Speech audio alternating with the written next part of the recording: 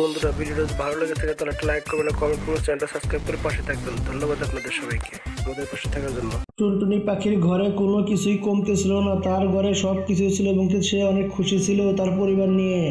Tuna, তোমার সাথে আমার কিছু পার্সোনাল কিছু কথা আছে। কি কথা বলবে বউ? চালু করে বলো, আমাকে কাজে যেতে হবে তো, তাই না? টুনা দেখো, নূপুর হচ্ছে কি আমার একমাত্র মেয়ে, তাই না? তাকে খুবই ভালো ঘরে বিয়ে দিতে হবে, তার জন্য কিছু সম্বন্ধ দেখা লাগবে, তাই না?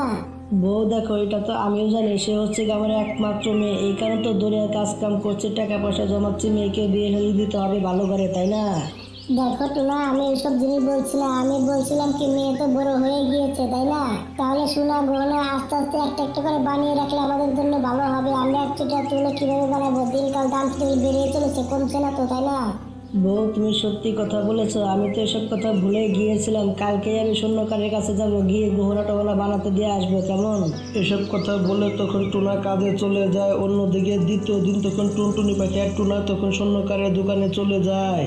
স্বর্ণকার চাচা, আমার মেয়ের জন্য ভালো কিছু গহনা দেখান তো, আমার মেয়ের জন্য ভালো কিছু গহনা দেখান, যাতে আমি সুন্দর লাগে আমার মেয়েটাকে। স্বর্ণকার চাচা, নূপুর থেকে যত কিছু লাগে সব কিছু দেখান আমার মেয়ের জন্য গহনা।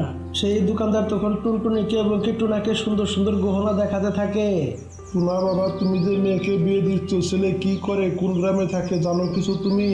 চাচা, মেয়ের জন্য ছেলে এখনো দেখা হয়নি, আগে থেকে কেনাকাটা করে রেখে দিচ্ছি, তাহলে ভালো হবে, পরে আমাদের এত ঝামেলা পোহাতে হবে না, এই কারণে আগে থেকে সব কেনাকাটা করে রেখে দিচ্ছি। চাচা, ভালো কোনো ছেলে পেলে তাহলে বিয়ে দিয়ে দিব আমি মেয়েটাকে। টুনা বাবা, তোমাদের ফ্যামিলিটা খুবই ভালো, তোমরা খুবই ভালো মানুষ, ভালো কোনো ছেলে পেলে তাহলে আমি তোমাদেরকে জানিয়ে দিব, তোমাদের ঠিকানাটা আমাকে দিয়ে যেও, তাহলে হবে। তারা অনেকক্ষণ কথাবার্তা বলে, সে জায়গায় তখন তারা বাসায় চলে আসে কথাবার্তা বলে। মা, তুমি কি নিয়ে এসেছো? এগুলো কি কেনাকাটা করে নিয়ে আসলে? মামনি, তোমার জন্য আমরা কিছু গহনা কিনে নিয়ে এসেছি, যা বিয়ের ভিতরে লাগবে সব ধরনের গহনা আমরা কিনে নিয়ে এসেছি তোমার জন্য। মা, গহনাগুলো এখন আমি পরে দেখি আমাকে কিরকম লাগছে। মামনি, এই জিনিসগুলো অনেক দামি জিনিস, তুমি বিয়ের পরে পরবে, কেমন? টুনটুনি পাখি তখন সেই জিনিসগুলো সে তখন ট্যাঙ্কের ভিতরে রেখে দেয়। এইভাবে কিছু দিন কেটে যায়। সেই দোকানদারটি তখন একটি পাত্রর খোঁজ নিয়ে আসে। টুনা বাবা, সুন্দর একটা পাত্রর খোঁজ নিয়ে এসেছি, ছেলেটা খুবই ভালো এবং কি তার ফ্যামিলিটাও খুবই ভালো, এরকম ফ্যামিলি সচরাচর পাওয়া যায় না। চাচা, তুমি খুবই ভালো কাজ করেছো। ছেলেটা কি কাজ করে চাচা? টুনা বাবার ছেলে নিজের একটা বিজনেস আছে, ব্যবসা করে নিজেই এবং কি তার ফ্যামিলি অনেক বড় লোক, অনেক ধনী, লাখ টাকা ইনকাম আছে প্রতিদিন তার। চাচা, ছেলেরা দেখছি অনেক ধনী, তাহলে আমাদের সাথে তাদের তো মিলবে না, তাই না? টুনা বাবা, আমি বলেছিলাম তাদেরকে এবং কি তারা বলেছে যে ধনী ঘরে তার ছেলেকে নাকি বিয়ে করাবে না। আমি আমাদের মেয়ের একটা ফটো দেখিয়েছি, তারা দেখে খুবই পছন্দ করেছে এবং কি বলেছে গরিব ঘরে তার ছেলেকে নাকি বিয়ে করাবে, তারাও রাজি হয়ে গিয়েছে। চাচা, তাহলে এই বিয়েতে আমার কোনো আপত্তি নেই, কি বলো টুনি? তোমার কিছু বলা আছে নাকি? না টুনা, এখানে আমার কোনো আপত্তি নেই, তুমি যা বলবে তাই। এরকম সম্পর্ক তো সবসময় ভালো মন্দ সম্বন্ধ তো পাওয়া যায় না, তাহলে হঠাৎ করে এসেছে, আমরা তাহলে হাতছাড়া করতে চাই না জিনিসটা। তারা এইভাবে কথাবার্তা বলতে থাকে। একদিন পরে তখন তার মেয়েকে দেখতে আসে, গাড়ি ভর্তি করে লোক আসে, অনেক কিছু নিয়ে এসেছিল তাদের জন্য। নূপুর বৌমা, তোমার জন্য আমরা হালকা কিছু গিফট নিয়ে এসেছি, এখানে কিছু কাপড় আছে আর এবং কিছু গহনা আছে, তোমার জন্য এনেছে বৌমা, নাও এগুলো। মা, এত কিছু আনার কি প্রয়োজন ছিল? এত কিছু আনিয়েছেন কেন? বৌমা, তুমি এটা কেমন কথা বলছো? তোমার সাথে প্রথমবার দেখা করতে এসেছি, কিছু না নিয়ে আসলে হয়? এটা আমার দোয়া ভেবে তুমি এটি রেখে দাও। বিয়ে সাহেবা, আমার মেয়ের কপালটা খুবই ভালো যে আমার মেয়ে আপনার মতো শাশুড়ি পেয়েছে এবং কি আপনার ঘরে সৌভাগ্যবান বউ হতে পেরেছে, এতে আমরা অনেকটাই খুশি। সবাই সেখানে কথা বলছিল। নূপুরেরও তার ছেলেকে দেখে পছন্দ হয়ে যায় এবং কি তারা যাওয়ার জন্য রেডি হয়ে যায়। বাইরে সবাই চলে এসেছিল, সবাই খুশি ছিল। টুনটুনি বিয়ে সাহেবা, আমি চাইছিলাম কি যত চালু করে আমার বৌমাকে আমি ঘরে নিতে পারি ততই ভালো, আপনি কি বলছেন? বিয়ে সাহেবা, আপনি যখন খুশি তখন আপনার বৌমাকে আপনি বাসায় নিয়ে যান, সমস্যা নেই, আমাদের কোনো আপত্তি নেই এখানে। তুমি বিয়ে সাহেবা, যতদূর সম্ভব আমি খুব চালু করে বিয়ে শাদী করি, আমার বৌমাকে আমি বাসায় নিয়ে যাব, এখন আমি যাই। তারা সবাই তখন গাড়ি দিয়ে সেখান থেকে চলে যায়। অন্যদিকে গড়ি আর টিয়া পাখির বউ সেখানে দাঁড়িয়ে দাঁড়িয়ে সবকিছু দেখতে পাচ্ছিল। সবাই জানতে পেরে গিয়েছিল যে টুনটুনির মেয়ের বিয়ে শাদী হয়ে গিয়েছে, অনেক ধনী ঘরে ঠিকঠাক হয়ে গিয়েছে। সবাই তো অনেকটাই জ্বলছিল, কারণ কেউই চাইছিল না টুনটুনি পাখির মেয়ের এত ধনী ঘরে বিয়ে হোক, কেউই তারা চাইছিল না। তারা সবাই কানা খোসা করছিল, তারা সবাই সেই জায়গায় দাঁড়িয়ে। টুনটুনি পাখির প্রতিবেশী গড়ি তাকে মোটেও পছন্দ করতো না এবং তাকে দেখে খুবই হিংসা করতো এবং তার ভালো মতো মতো ভালো খাওয়া ভালো পড়া দেখতে পারতো না। তারা সবাই তো সেই জায়গায় জ্বলছিল, কিন্তু অন্যদিকে টুনটুনি পাখির মেয়ের বিয়ের দিন তারিখও ঘনিয়ে এসেছে। টুনা দেখো বিয়ের মতন 1 সপ্তাহ বাকি আছে, তাহলে তুমি ডেকোরেশন কবে করবে বাসায় বলো দেখি।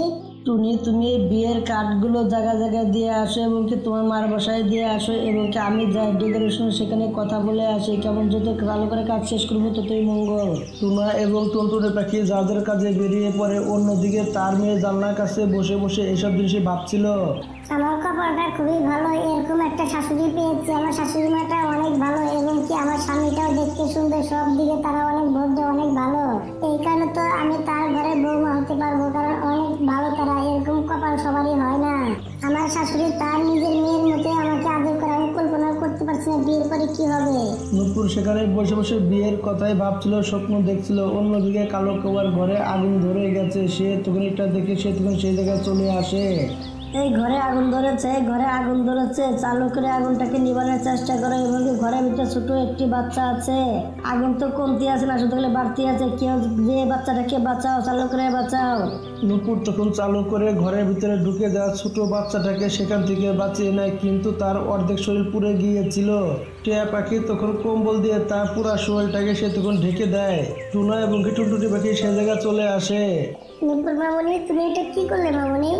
মা, আমি ছোট বাচ্চাকে বাঁচিয়ে নিয়েছি মা, না হলে ছেলেটা মরে যেত মা। ছোট বাচ্চাটা জ্বলে পুড়ে ছারখার হয়ে যেত মা, বাঁচিয়ে নিয়েছি।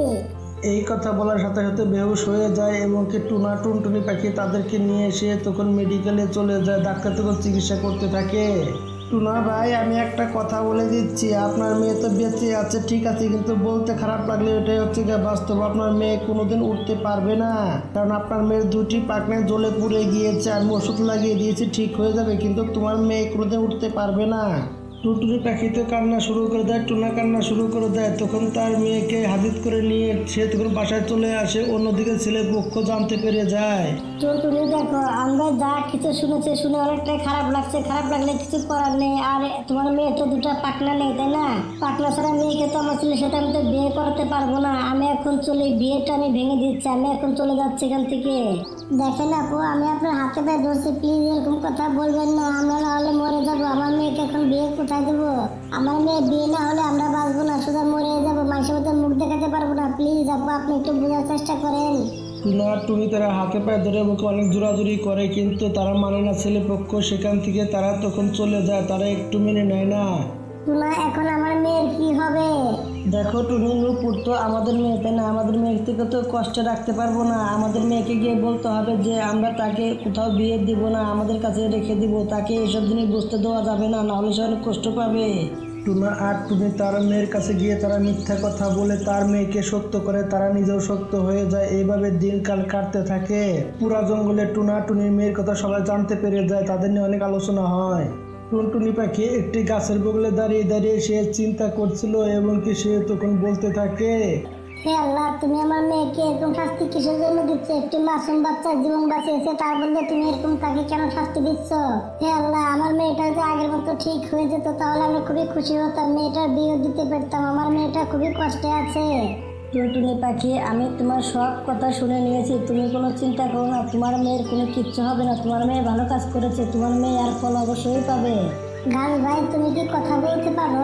টুনটুনি আপু, আমি অবশ্যই কথা বলতে পারি। তুমি কোনো চিন্তা করো না, তুমি বাসায় ফিরে যাও, তোমার মেয়ে আগের মতো ঠিক হয়ে যাবে। আমি বলে দিচ্ছি, আমি হচ্ছে জাদুর গাছ। তুমি কোনো চিন্তা করো না, বাসায় ফিরে যাও তুমি। টুনটুনি পাখি তখন গাছকে ধন্যবাদ বলে সেখান থেকে সে তখন বাসায় চলে আসে। বাসায় এসে দেখতে পায় তার মেয়ের পাখনা ঠিক হয়ে গেছে দুটাই।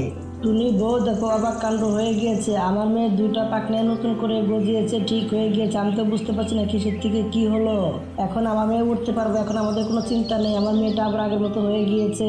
টুনটুনি পাখি তাদেরকে তখন সব কিছুই বলে দেয় এবং কি সেই গাছটার কথা বলে দেয়। সবাই তো অনেক খুশি হয়ে যায়। বন্ধুরা, গল্পটা এরই সাথে সাথে শেষ হয়ে যায়। বন্ধুরা, আমাদের গল্পটা যদি ভালো লেগে থাকে তাহলে একটা লাইক করবেন, একটা কমেন্ট করবেন, আর চ্যানেলে নতুন হয়ে থাকলে চ্যানেলটি সাবস্ক্রাইব করে পাশে থাকবেন। ধন্যবাদ আপনাদের সবাইকে আমাদের পাশে থাকার জন্য।